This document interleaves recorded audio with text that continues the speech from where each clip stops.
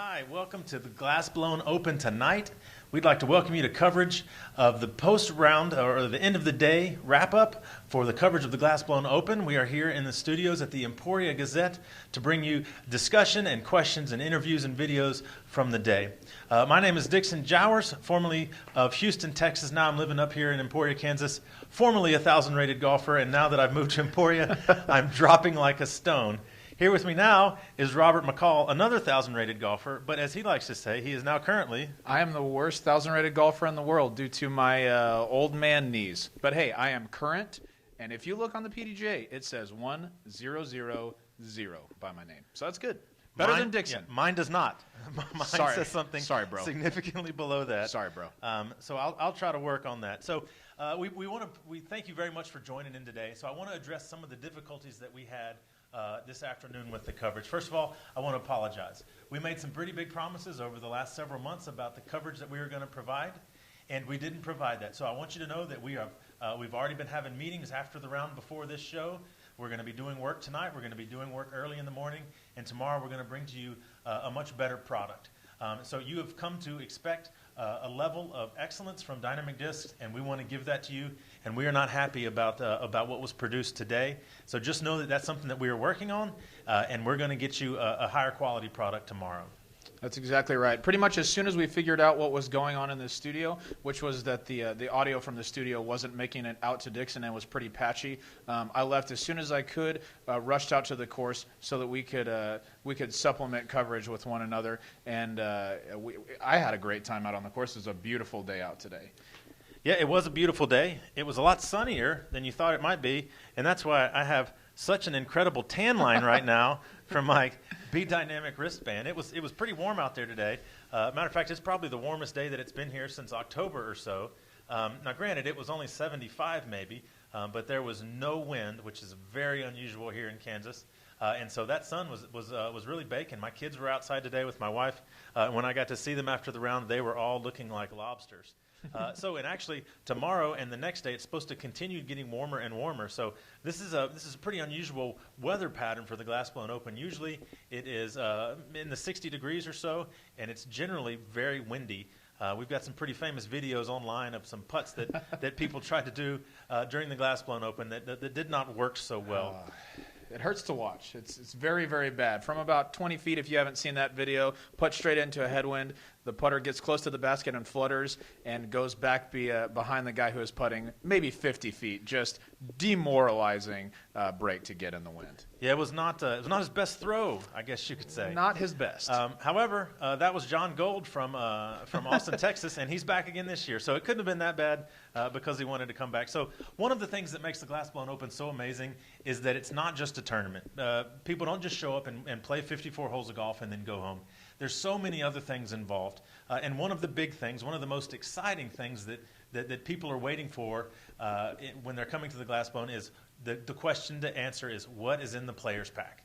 And this year, Dynamic Disc, through some incredible generosity of our sponsors, was able to give out a players pack that was worth a little over $250 in retail value. Pretty incredible. It's pretty awesome. I remember playing in tournaments where I would get a disc or a mini or a T-shirt. But the players pack here at the Glass Blown Open, even though the most that one of the amateur players could have paid in was $80, they still got all of those goods. They got a brand new backpack embroidered with the Dynamic Disc logo, courtesy of our sponsor OGIO. They got a pair of the brand new foundation shoe by Dynamic Discs. They got another dry fit shirt from OGIO that had a latitude stamp on it. They had another collared shirt from OGIO. Plus they had a mini clipboard, a mini marker. They had a brand new Dynamic Disc Lucid Justice. Robert, have you had a chance to throw that disc yet? I have thrown the Justice. It is ridiculously overstable. Corey Obermeyer, who works at the warehouse, has said that it's like a mini stiletto. So if you've thrown a stiletto, you know just how overstable it is. I think that's a really good comparison. It's one of my new favorite discs. Extremely dependable in the wind. When it's in the air, it doesn't just hyzer out. It's always knifing. It's consistently moving to the ground. Very consistent disc. I love it so far. So the good thing about a disc like that for you, Robert, is that being that you can't throw 300 feet anyway, That's when you correct. throw that disc, you can blame it on the stability of the disc. Yeah, I'll be like, man, I tried my best here, but I just didn't get it out there. I'm back here behind you guys. It's because this disc was so overstable. Don't worry about it. It's a good cover. That's right. That's right. They usually buy it. Right. Yeah, usually. Usually. But then again, people don't really usually pay attention to your rounds. No, they don't. But, it is what it is. So the players got that brand new Lucid Justice. They also got the opportunity. They got a voucher in the players pack that allowed them to go down to the Dynamic Disc Distribution Center to go and actually hot stamp a disc themselves. Robert, have you ever had that opportunity to stamp a disc? I have only watched people do it. Looks pretty awesome to me. You press some buttons, and then the magic happens. That's basically how it works. When we went to go hire for somebody, that was our job description, actually. Come to Dynamic Disc, push buttons, and watch magic happen. You're a new magician. That's right. And so players got the chance to not only get that new disc in a new plastic, they got the chance to actually go themselves and do that. So some people have stamped hundreds of discs because they've been on teams for a long time or they've been to warehouses. But for a lot of our players, this is a brand new experience, and we're glad that they got the opportunity to do that. Now, they also got the Lucid Breakout. Don't forget about that. They got the Lucid Breakout, which is a slightly understable fairway driver, a new release from Dynamic Disc that has just come out in the last couple of weeks. And so that actually that fills a great spot in the bags of many people, and it's a great disc for a beginner to use. We're releasing it right now just in lighter plastic, so say 158 and down. And so if you have a beginner friend, somebody that you're trying to get into disc golf, the Breakout is a fantastic disc to get them to throw because it's going to be something that they can control and they can get some distance even if they don't really know what's going on. That's right. I took my wife out to play disc golf the other day after our Breakouts and Justices came in, and so I let her use the Breakout, and she doesn't really play a whole lot. She's probably played a total of 10 rounds, but she was getting some really good distance out of the Breakout, a really nice flight out of it, and so it was fun to watch, especially for lower arm speeds. It was really exciting. Now, I also talked to Ron Convers. If you don't know who Ron Convers is, he is between probably 10-10 to 10-15 rated player out of Oklahoma, one of the best players in the wind, and he was telling me how surprised he was at how great a disc the Breakout was. Even in lightweights, he said he was going to incorporate it into his bag. So I think it can be useful for everybody. So as the players moved down the table, once they got past the backpacks and the shoes and the clipboards and the Sharpies and the discs and the shirts, they got to the table that was a lot of things that were put in by our local sponsors. One cool thing they got was a 20% discount at Planet Sub for the entire week. They got a gift certificate for the block party, which is basically like a $5 bill. And then they got something that is extremely unique. Through Kim Redeker at the Sweet Granada, she actually approached us a while back that she wanted to make a mold of a chocolate bar so that it would have the GBO logo on it. And so she went and had that mold made. She had 1,000 chocolate bars made, and that was in the players pack. So everybody actually got their own chocolate bar wrapped in foil with the GBO logo on it. It's a pretty cool, unique thing that Kim was able to provide for us. Absolutely. So overall, the players packs are truly incredible this year. It was interesting. I was helping pass out some of the dry fits and polos on the first day of check-in, and it was maybe not 1 and 2 people, but probably close to that would come up and I'd ask what style and size of shirt that they would like, and then they'd start moving along, and then we'd be like, wait. You also get a polo. And so they were really excited to get a couple of shirts along with the discs, along with the shoes, along with the chocolate bar, along with the mini. It's just been, and the backpack. I want one of the backpacks real bad. You can't have one. Are you sure? Sorry, pretty sure. I want one. Sorry, it doesn't work. Okay, it's players only, not commentators. You've just seen my dreams crushed on live stream here. You are not a 1,000 rated backpack getter. I am sorry. Not. All of this stuff was brought to you by the great sponsors that have helped us out with the tournament and Dynamic Disc. So we want to cut to a commercial and let you know a tiny bit more about Dynamic Disc here in Emporia, Kansas. Ask every top-level player if putting practice is important, and you will get a unanimous yes. Introducing the Recruit Basket by Dynamic Discs. This basket is tournament quality at a practice price. It can be put together or taken down in about 2 minutes and comes with all the necessary hardware and tools. The Recruit Basket has 13 inner and 13 outer strands of zinc-coated chains.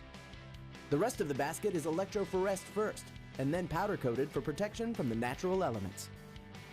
Weighing in at just over 50 pounds, it's very sturdy, but with the built-in wheel on the base, it's very easy to move. The Recruit Basket is easy to carry in a car's trunk because the pole is made of 2 parts. It also comes with an in-ground sleeve for a more permanent and secure installation.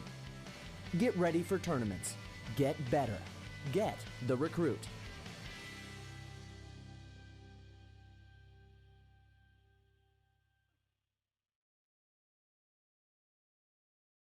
You may have noticed that there's no longer two of us in the studio. There's this guy right here to my right. This is Eric McCabe, 2010 world champion. Eric, thanks for joining us here tonight. So I guess the first question to ask is, how did your day go? Not too bad. Going in, we talked a little bit before the round. Going in, I wanted to shoot 54 or better, and I kind of had an unfortunate pop out on hole 17 for my par. Ended up shooting a 55. Aside from Simon and Will's 49 on the card, I did pretty good on the card. Not too bad. I was playing pretty solid today. I only had really one major error, I guess you would say, and that was on hole 9 when I skipped OB left.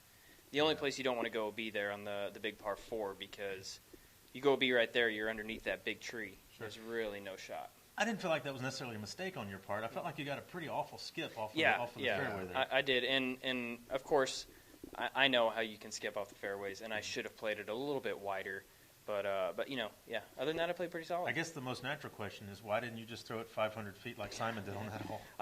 My putter doesn't fly that far like Simon does for some strange reason. So he's pretty good. He's pretty fun to watch. Yeah, he's very enjoyable. I like playing with Simon. We can joke around a whole lot. And matter of fact, hole 13 back in the far corner when he threw that 500-foot hole spike Kaiser, basically 40 past the basket. I just kind of pushed him over a little bit because it's just not fair.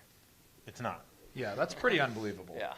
All right, Eric, so we know that the Glassbone Open is kind of your brainchild, you along with Gabe Worley. Tell us a little bit about this event, kind of from the beginning up until now, and did you ever envision it looking like this? You know, we had hopes and dreams of it getting to this stage one day, but the reality is seeing it there is a different thing than dreaming it. Dreams don't usually come true, right. And it certainly has with the help of dynamic discs. The very first event, 88 players. We only used Jones Park because that's the only courses we had in town. And I bet 88 players felt pretty big at that point. Oh, absolutely it did. I mean, before the Glassbone Open, there was a tournament called the Emporia Open, and we'd have 60 people come to that. Not very many people. And just to get 88 our first year, and my parents were there cooking hamburgers and hot dogs for every single player. So, we bought a lot of burgers for everybody to play. That's awesome. So just to see the transition of, all of that, all the work that's gone into it with the city, them seeing a value in disc golf is amazing. Yeah, absolutely. So in preparation for the tournament, people get ready in lots of different ways. They practice a certain shot or they practice a hole. Your preparation for Glassbone is a little bit different because you're on the tournament running side of it as well. So what are your couple of weeks leading up to the Glassbone look like? Wow. A lot of painting OBs. Every single line that you guys have seen out there on the course was painted by me. And I've had people in the past say, "Can I help you? Can I help you do this?" And for me, it's just I know where every OB needs to go, and I know you do as well. But it's still kind of like my event in a way, so I want to be the one out there making sure that everything's down, everything's done. And even when I'm out playing my rounds, I'm still nitpicking on things that I see, because I want everything to be perfect. But honestly, maybe not even half a dozen rounds that I even play leading up to the tournament. So the way I played today, I'm pretty happy with. But walking through and making sure every basket's in the correct location before the event.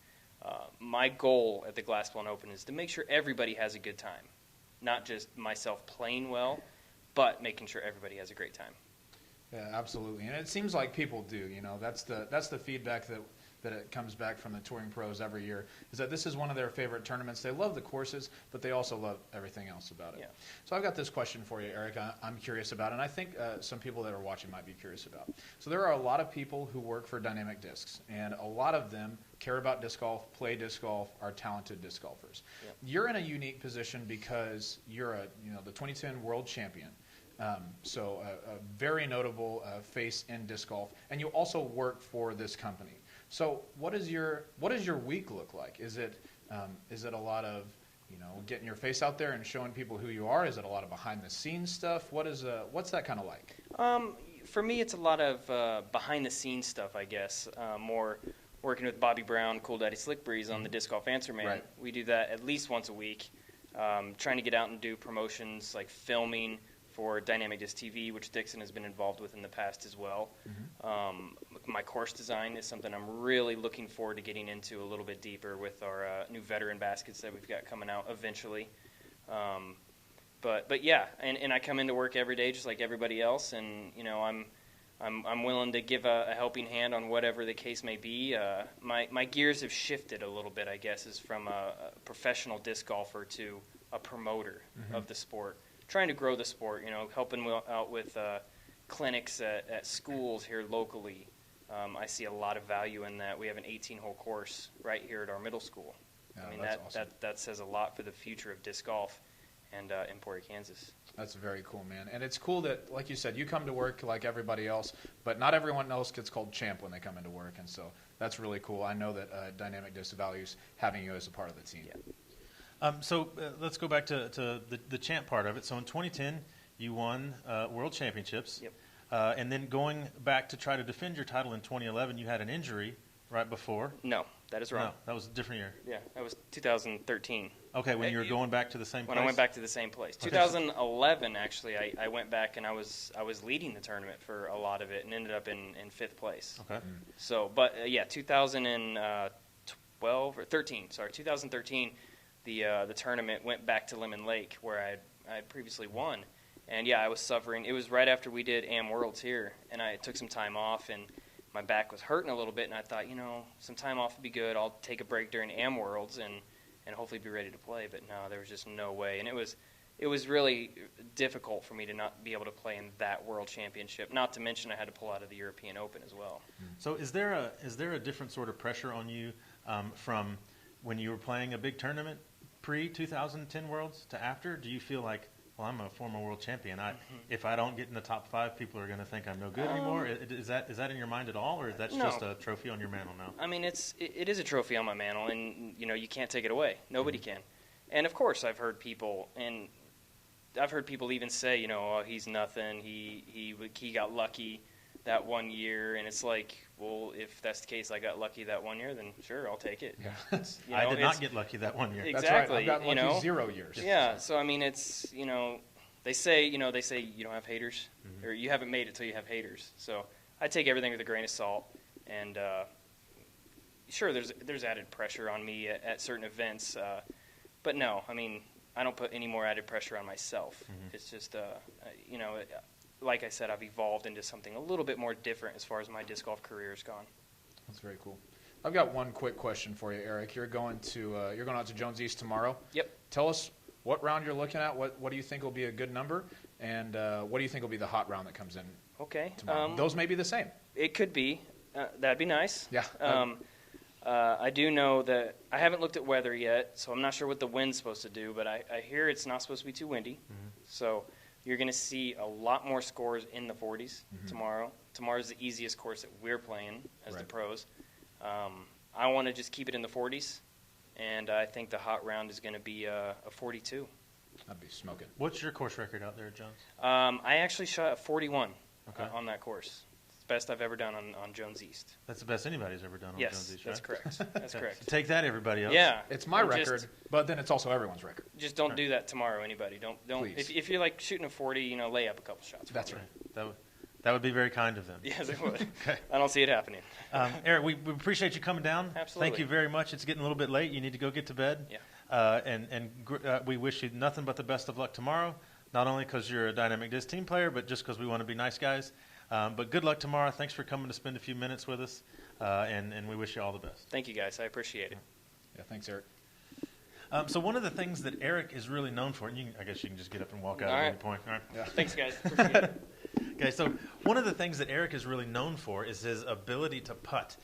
He has an incredible putt, and really, as long as he's within putting distance, he's never out of any particular hole. Absolutely. So one of the fun things that we like to do here at the Glassblown Open is we have a putting competition because everybody wants to be as good as Eric McCabe. So with part of the registration, you could sign up to join our putting competition. Now with that, what it does is we have an AM side and a pro side. Each of those sides were broken down into 16 pods of 4 people, or actually 15 pods of 4 people.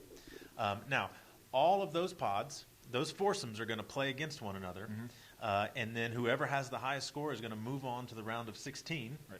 and then they were going to battle down until, and they're playing head-to-head at that point, Right. Until there's just 4 people left on each side.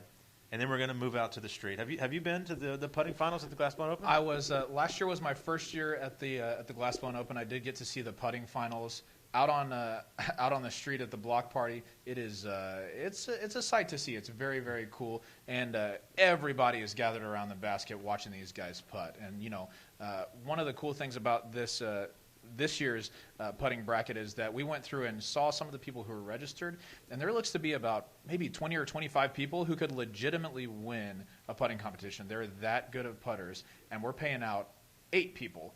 So the competition is going to be very, very tight with a guaranteed $1,000 first place prize. Right. $1,000 just for throwing a few discs in a basket. So you didn't talk about any of the amateur putters. Is that because you think amateur putters are no good? No, there are a lot of good amateur putters. Several probably better than us. I don't know. Several probably better than me. I won't lump you into that. Or something? That's my bad. That's my bad. But we are paying out 16 of the amateur players.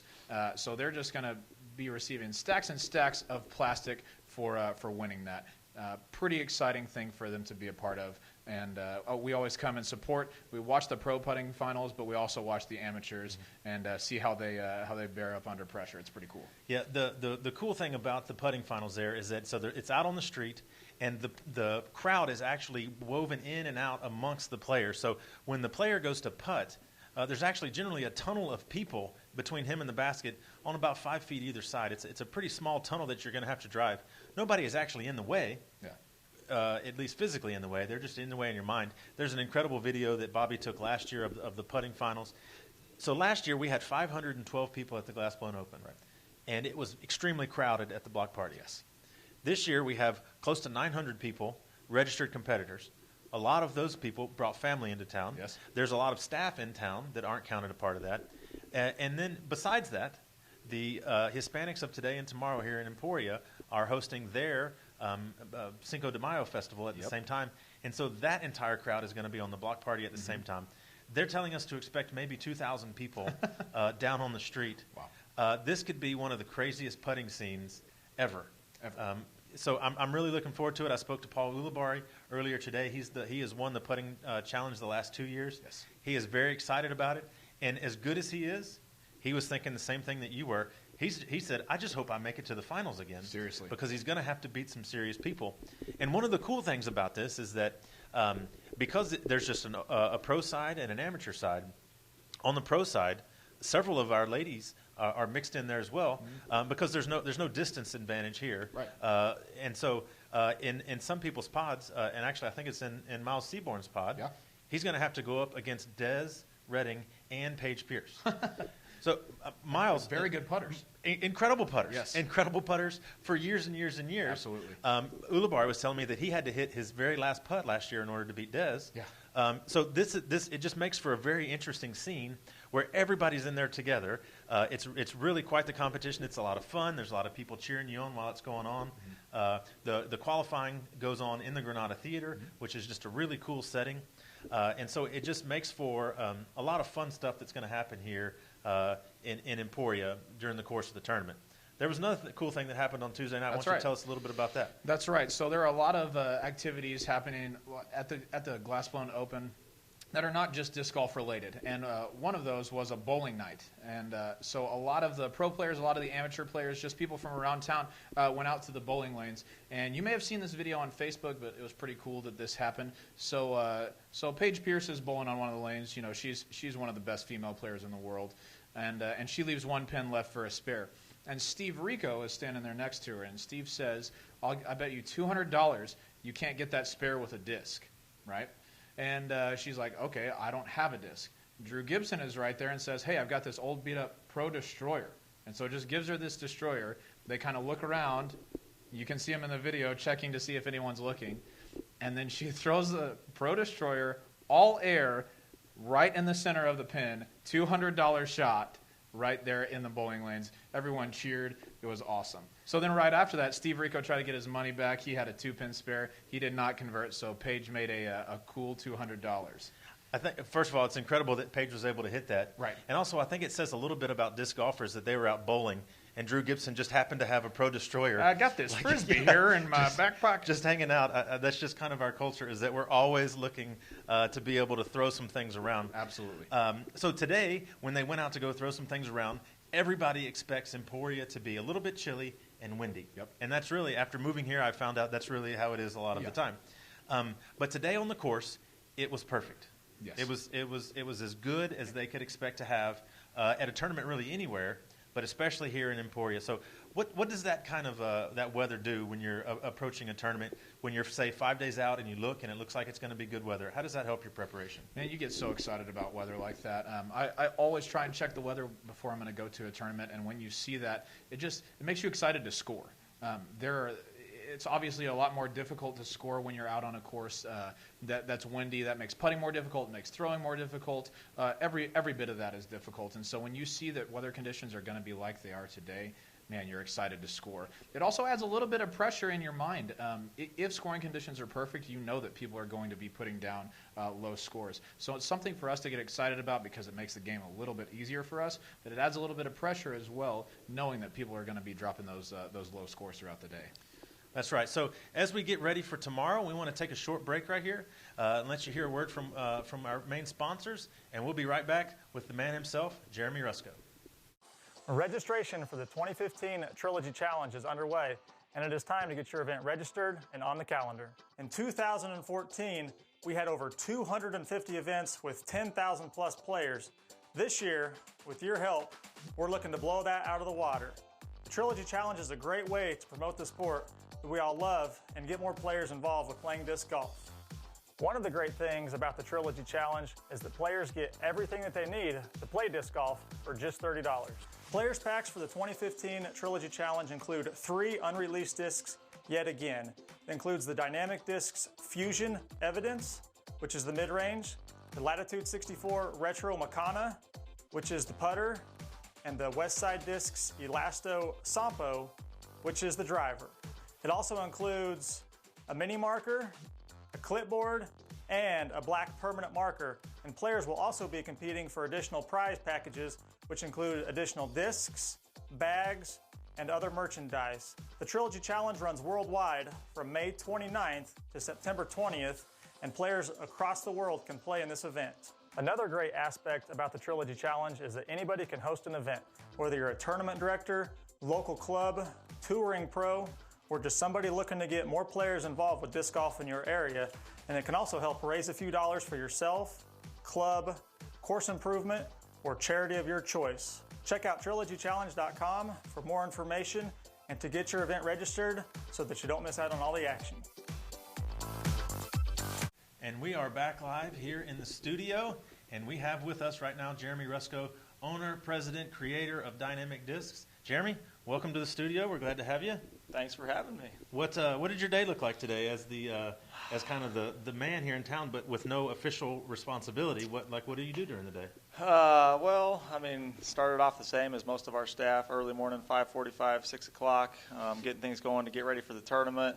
Head out to the country club, make sure everything's ready to go, and sure enough, all the tournament directors got everybody off on time at 8 o'clock. So at that point, life was good for me. Was excited to have everything underway, and it was just a really great day here in Emporia. Jeremy, tell us a little bit about the preparation for this tournament. There are a lot of things going on for you guys throughout the year. You're always busy, but it seems like right now maybe you have to be the busiest. I'm a complete outsider, but coming into the distribution center, working for a few days in preparation for this coverage, it seems like there are a lot of wheels in motion. Can you tell us a little bit about that? Yeah, absolutely. I mean, this is a big event. This is really something that, we really do plan for a year in advance. I mean, we are, everything that happens today and happened yesterday and the day before, we put in our notes and we address for next year's event. So it is a ongoing process that really does happen, 365 days a year that we think about. And it's just a busy time, but I'm not the only busy one. I mean, It's all of our staff, and we've got 40, 50, 60 people that are just busting their butts to make this the best event in the world, in my opinion. Absolutely. So Dynamic Disc celebrated their 10-year anniversary in March. So I think people have probably heard the story of kind of how it came to be, but at some point Dynamic Disc began to get traction and it started to become a reality that this is a real company. So I guess when you started to come to the realization that we might actually have a 10-year anniversary, we're doing some serious stuff here. What did you think when you realized that you actually have a growing, thriving company on your hands? Geez. Yeah, I don't know. I mean, I think to kind of track back a little bit, it was back in 2010. We did a lot of work. Started out as an eBay-based company, and when McCabe won the 2010 World Championships, he really took our brand to another level of recognition. And it's been a whirlwind of 5 years since then, and things have been busy. We've hired a whole lot of people, including yourself, which we're all right. Best hire you ever made. Well, we're not going to go that far, but I don't know. Pretty good. It was a good one. Come on. But we've been having fun, and I'm just really thrilled to have such a great staff that is so passionate and so motivated to do the things that they do to keep disc golf moving forward and keep dynamic disc moving forward. And really, I'm looking forward to the next 5 to 10 years. Yeah, absolutely. So, Jeremy, I've got this question. So, if you're a player out there or a fan of disc golf and you're familiar with dynamic discs in its early days, there was a particular vehicle that was of great importance and value to you. Tell us a little about that vehicle, about your relationship with it, and if that's still something that you treasure as part of dynamic discs. Yeah, I do.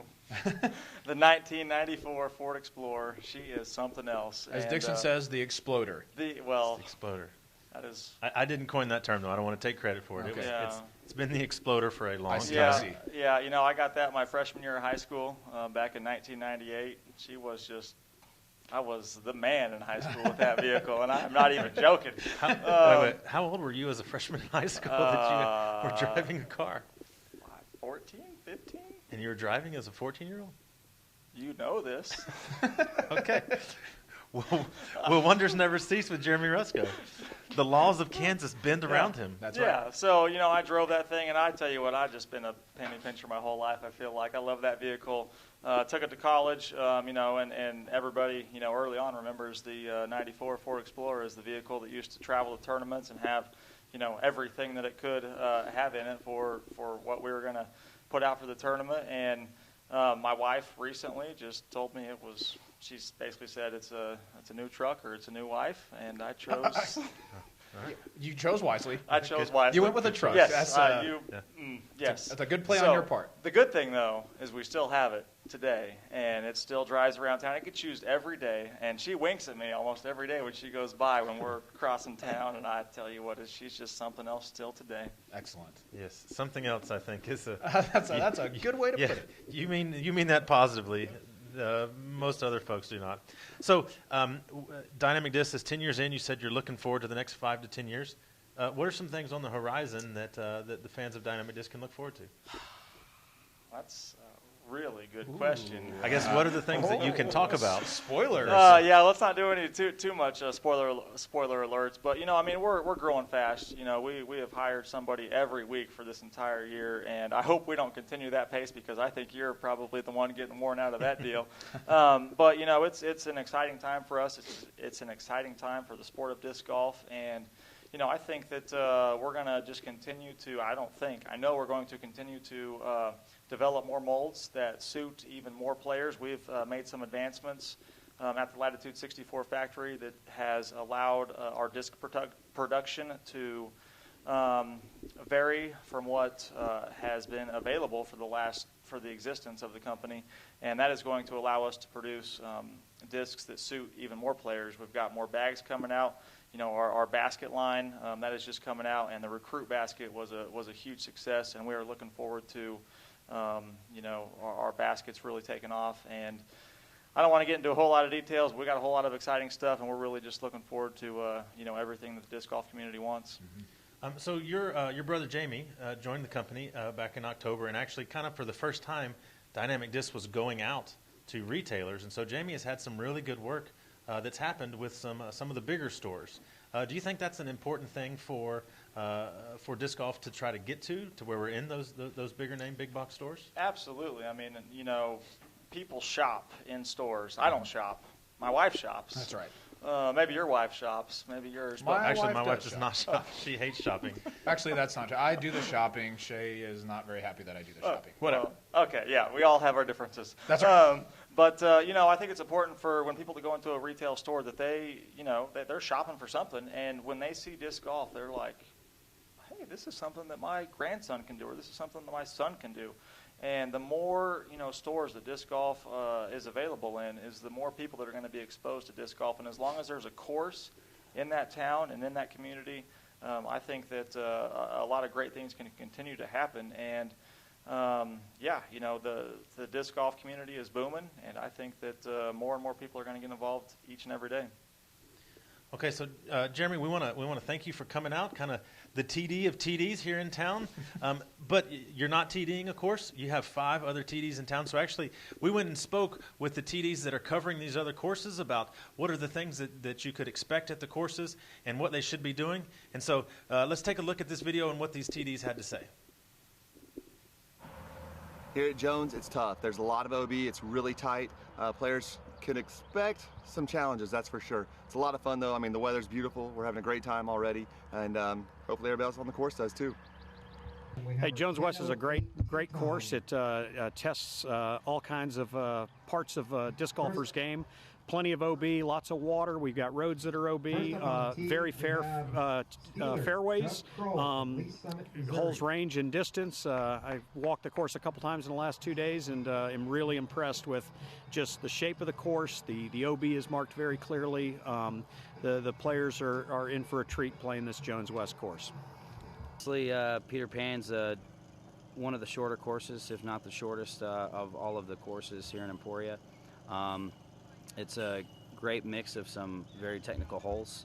You have a lot of OBs on some of the holes. You definitely have some water you have to be aware of out there. So placement shots on this course definitely come into effect on some of the longer holes.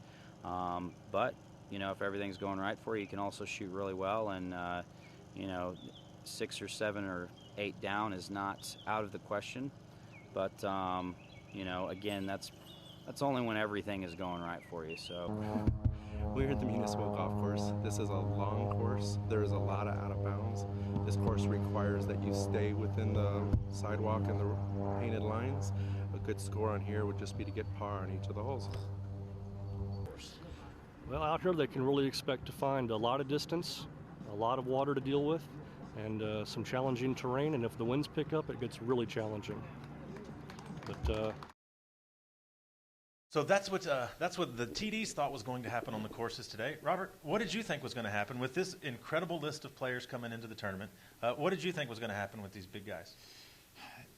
It seems like whatever course these guys go to, they're always putting their best foot forward.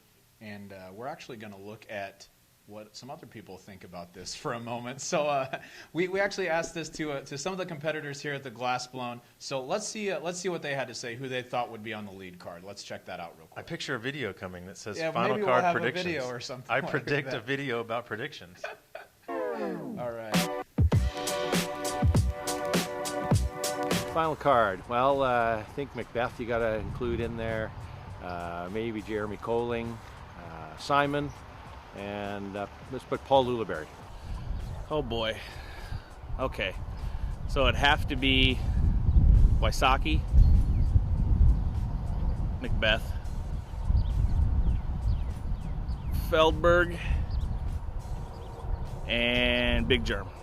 Probably Lizotte, Macbeth, Coling, and Ulibarri. I'm thinking probably Lizotte since he won last year. Macbeth because he's kind of unstoppable this year. Johnny McRae, who you got to pull for in every tournament, and then of course Emac since this is his home courses. Top 4, I'm gonna say Macbeth. It's hard not to pick him. I think Simon. If it's windy, the dude putts so incredibly well in the wind. I think Wysocki too. I'm gonna say Wysocki. He was pretty solid here last year, and then.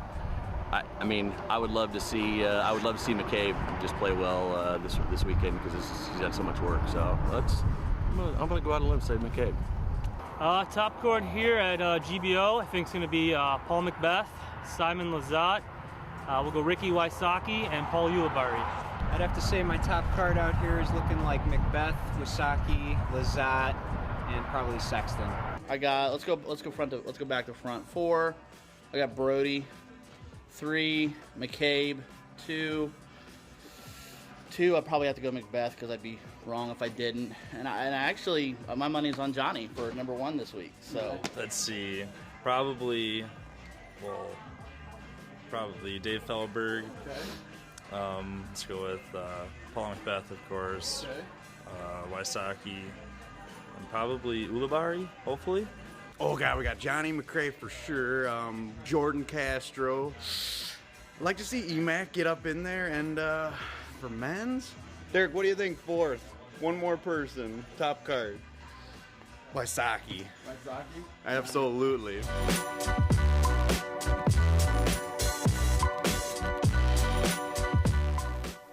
So like I've been saying, people really don't care what Robert's opinion is. So that's correct. Right. I'm going to tell you, but right when he was about to give care. predictions, they just said, no, let's run this video. That's correct. So good, because I'm right in line with the director here. Get Robert's opinion out of here. Thanks. So today on our top card, we had the privilege of following those guys around. So our top card today was the last 4 Glassblown Open champions who were in attendance. So that was Simon Lazat, who won last year, Will Schustrick, who won the 2 years before that, Nate Doss, who won 2 years before that, and then Eric McCabe. So those were the 4 champions in the field, and they were our top card today. So let's go take a look at how their rounds went out here at the course at Municipal. So here, this is Simon on the very first hole. He found himself down in the rough. This is about a 45-foot putt from a knee, and as Simon is wont to do, he throws it right in. Just real easy motion from Simon. You love to see that. So Will having about the same distance putt, but obviously unencumbered under the branch, he's going to put it up. And because this is a highlight video, it actually goes in. Imagine that. That is correct. These guys are good at putting on highlight videos. On highlight videos, yes. I don't think they ever miss on this video. And let's see, yep, they're 3 for 3. Simon puts it in from about 40, 50 feet or so. That was hole 4. And here he is on hole 6. Because it worked on hole 1, let's go ahead and go from a knee. This time we'll try to throw through the tree instead of around it. And boom goes the dynamite. Yeah, he actually tickles some leaves right there and still makes that putt. Pretty unbelievable putt. So this is hole 9, the hardest hole on the course. You've got to clear some water at about 350 feet. And Will decides that barely clearing that water is not good enough.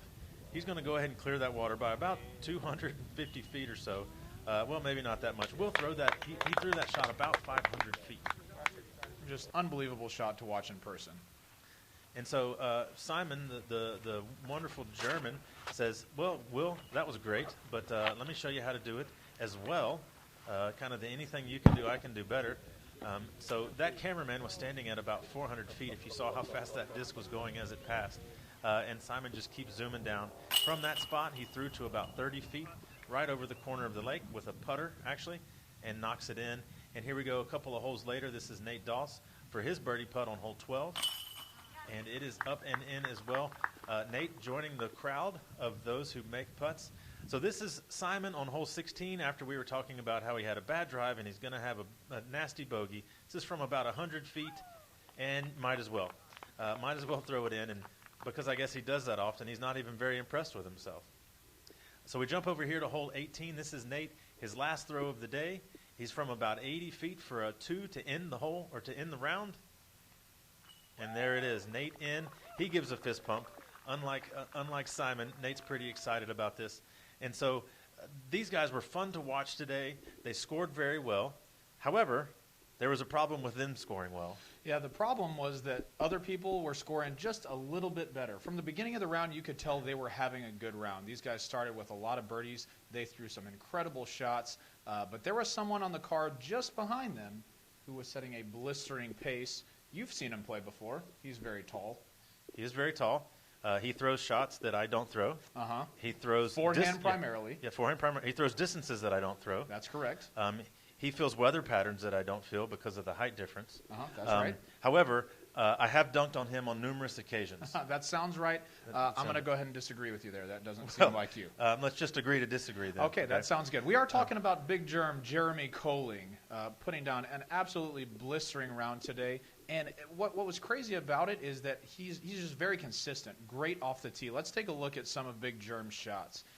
He didn't do anything miraculous today, just really steady golf, great tee shots. So here he is on hole 3. He's about 200 feet out. He's got a little bit of a tree in the way, and so he just throws that flick that he's famous for, puts it to about 10 feet. After the round, I spoke to him, asking him what was great about his round today, and he said it wasn't that he was banging long putts. He was just consistently driving to good spots and hitting those 20-foot putts that he kept leaving himself, like he does here on hole 12. This is actually the hole before where most people are going to throw a 400-foot shot up the middle. Jeremy decides to throw out of bounds with a giant hyzer. This is now having to go that extra distance. This is probably about a 500-foot throw. And he hyzers it back in, comes off the fairway, and he leaves himself with this about 20-foot uphill putt. It's an incredible shot. We saw Simon and we saw Will try that same shot. It worked great for both of them, and Jeremy shows that he has some incredible power. And just an absolute bomb on that hole. So this hole right here is hole 10. It's about 340 feet. Same thing. He pulls out that flick, lays it down right next to the basket. It skips up right next to the OB, but he's still in bounds. He would go on to hit this right here. And as you can see, one of the things about Germ is that he doesn't waste a lot of time when he's putting. He picks his link, he steps up, and he throws. That's right. It seems like a good play. He doesn't let his mind get in the way. He just goes up and executes a putt that he's thrown hundreds of thousands of times. So on hole 17 here, he throws a shot that gets hung up a little bit in the trees, but guess what? He went ahead and he made birdie on this one as well. And here he is tapping out par on hole 18. This is for his 46th. And, of course, it's up and in. So fantastic round by Germ. So you see right there that he wasn't doing anything that incredible. He didn't have an ace. He didn't have any long putts. But what he did is he threw a 1095 rated round out on the course at the Municipal. Yes, that's right, 1095. Yeah, hey, it's a boring round. 95. 1095. I would love to be boring like that. I've never been so boring in my life. Yeah. And so Germ he showed that there's lots of different ways that you can go about doing this, and he did it in an incredible manner, and he's setting himself up to go and win. Actually, this would be his third NT in a row. He won the last NT of the year last year in Vibram, and he won the first NT of this year out in Arizona at the Memorial, and now he's coming to Emporia and try to do it again. So what else was happening on his card today? Well, what was great about his card is he's got some great competitors on that card with him. He's got Paul McBeth on there, David Feldberg as well, and then he also had Ricky Wysocki. And now we know that both Paul McBeth and David Feldberg, they're going to put down hot rounds. They're very consistent. We expect the same of Ricky as well, but he actually had a car accident while he was coming up to Glassblown, and so he's been in a lot of pain. You could see on the coverage earlier that he would throw and then he'd kind of grasp his chest. He was having a pretty tough time out there today. What's kind of interesting is that his tough time put him at about a 55, I'm pretty sure he shot. It was a 10-20, 10-30 rated round. So even an injured Ricky is better than 99% of the world. Right. He's better than most people, even when he's not doing so well.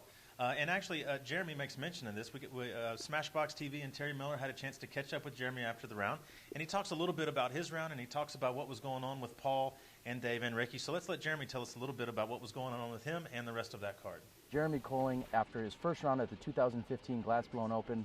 Big Germ, tell us all about it. Well, it was nice to play with some solid competition. It's probably my first actual feature card that I've earned my way on in National Tour. So that was exciting to be a part of that. And so it started off a little slow, but once we got to the par threes, it started clicking, and I was really doing great off the tee. Made some nice putts early on and kind of got into a groove where I could just relax and just not really overstress and just click together good stretches of birdies and shot a pretty good round. Yeah, I believe the course par was somewhere around 60 and you shot a 46. Yep. So you've got to be happy with that. Yeah, I feel really good about that. I think when somebody asked me before the round what I wanted to shoot, and I didn't have any practice rounds for score out here, so I just kind of guessed 51, 50. So anything in the 40s is a bonus, and going low 40s is a big bonus. So, what did we see on the rest of the card? I mean, there was some obviously the four most highest rated players that were here that weren't previous champions. Right. So some pretty skilled athletes, yeah. We'll say. A couple of world championships there. What else did you see on the card? Well, Macbeth and Feldberg came in 49s, very good rounds. Feldberg squeaked in. I shouldn't say squeaked in. He had one squeak in, but then he also had 2 or 3 really solid putts.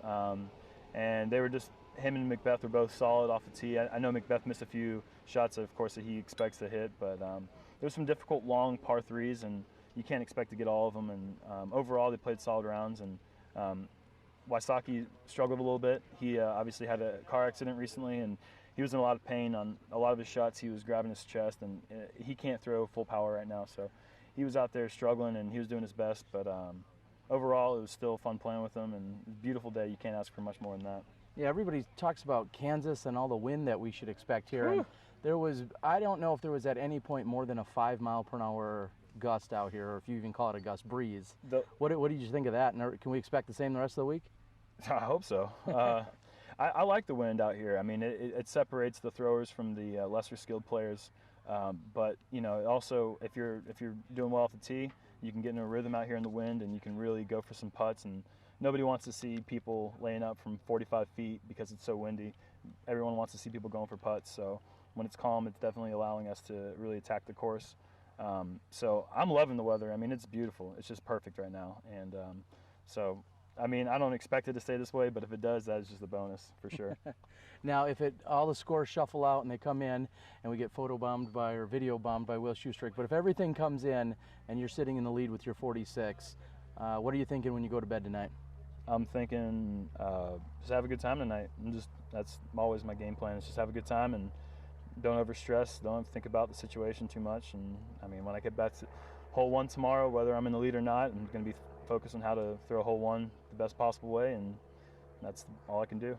All right, Big Germ, well, it was a solid round. It was fun to watch. Everybody out there on Smashbox got to take it in. We enjoyed it, and we wish you the best of luck the rest of the weekend, pal. Thank you so much, Derek. Thank you, buddy. All right, that's Big Germ. So Jeremy was given a good recap of the things that were going on the second card that round. One of the cool things about that card is there are several different styles of play. Big Germ is known mostly for his power forehands. Then you have Paul, who's kind of got the overall game. You've got Dave Feldberg, who's known for his putting and getting up and down ability and his incredible rollers. And then you have Ricky, who is also kind of like the young, all-around great player. So let's take a look at some of the highlights of what these guys did and how those rounds pieced together both the good and the bad.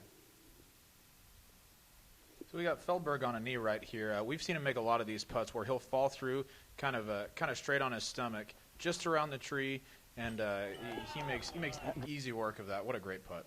So this is Germ on hole 6, I believe. And again, there's another 40-footer right there that you got to have those going in if you're going to have the hot round. Now this is Simon again. We already showed you this, but we thought it was really cool. We wanted to roll it back for you. Yeah. So here's Paul on hole 15. One of the things about this green is that you can have extreme rollaways. There's a couple of there's a valley on each side of the basket from where Paul's standing. So if you're going to go with this one, you got to make sure you stay in the middle, or else you can have some incredible rollaways. So Paul is up and in. Even if this wasn't a highlight video, I think we would probably suspect that Paul's going to make it. That's right. So we see Feldberg. If you've watched Feldberg play for several years, you know that he used to touch the shoulder a lot. He's kind of gone away from that, as we can see right here. He's about to. He's just lining up his putt, pure pitch putt.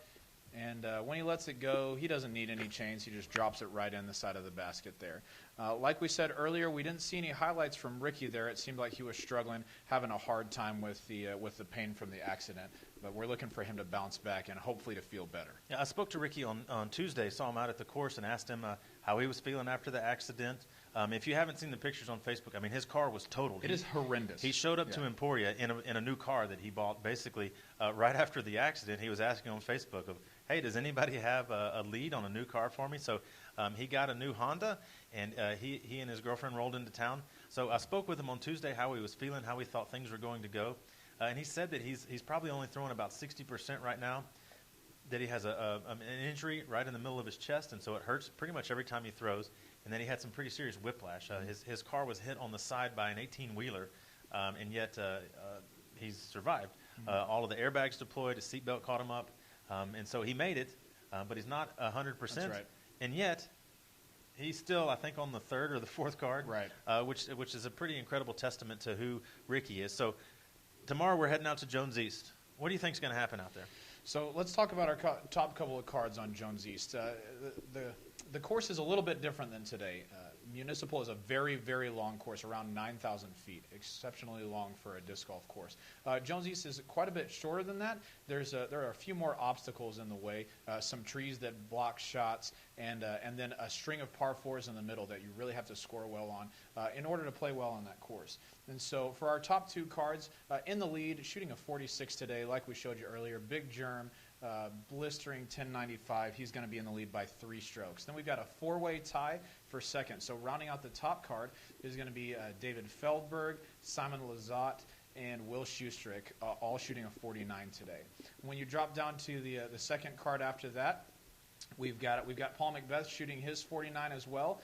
Then a couple of guys that you've heard of and a couple of guys you might not have. Johnny McCray shot a 50 today. I think I've heard of that guy before. I have heard of that guy. He's pretty good. He throws very hard every shot. I love watching him throw. Every shot, he's throwing hard. Dainty is not a word that You're would never use going to describe Johnny He's McCray. karate chopping those things. It's great. Then you got Eagle Win McMahon, who I just recently saw a video on Facebook of just throwing monster shots out in New Mexico last week. He shot a 50 as well. And then Billy Engel. I've had a chance to play with Billy before. He's out of Oklahoma, a young kid, all the talent in the world. Really happy to see him shoot that 50. Shout out to you, Billy. What a great round, man. Really interested to see how you shoot tomorrow. So let's talk about that top card. What are we expecting? What do you think is going to happen out there at Jones East? You play out there quite a bit. Yeah, actually, I live. My apartment that I'm living in right now is about 50 feet from my car to the tee box of 18 on Jones West there. So I have had the opportunity to get out and play lots of those holes. I don't usually get full rounds in. What I'll try to do is put the kids to bed and go out there and get 6 or 8 holes in. But the good thing about Jones East, the thing that I like about it is it's a very difficult course, even though it's just kind of in a city park. You wouldn't expect such a difficult course like that. Exactly. But it is that way. So we have Jeremy with a 3-stroke lead right now. In previous years, I would have looked at those scores and I would have said, those guys are going to chase down Jeremy.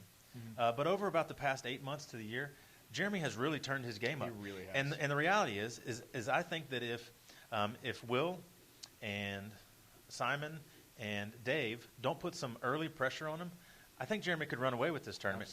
Absolutely. The flick works is really great shot to have out there at Jones. It's going to open up some possibilities for you that if you don't have that shot, you just can't do.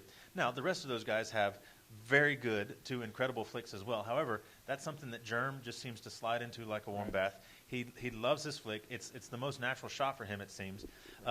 And it's just not fair because he's so long. When he lets go of the disc, he's actually significantly closer than I am.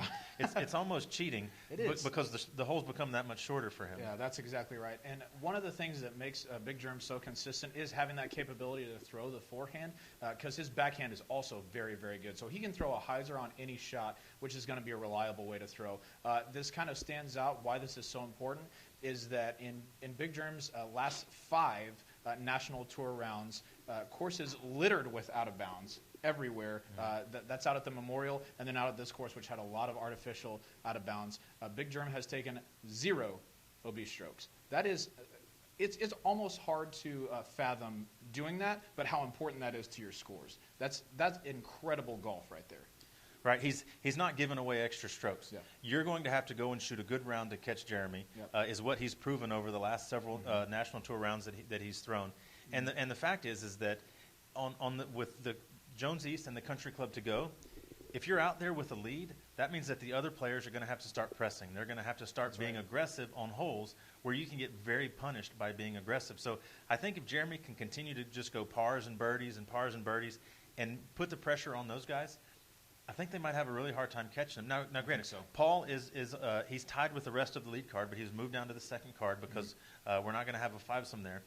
So he's still there. So that actually might be something that's working in his favor, is that he could have a hot round going. He doesn't have to watch Jeremy. He doesn't have to watch Jeremy. He doesn't have to know what he's shooting for. He can just go out there and be aggressive.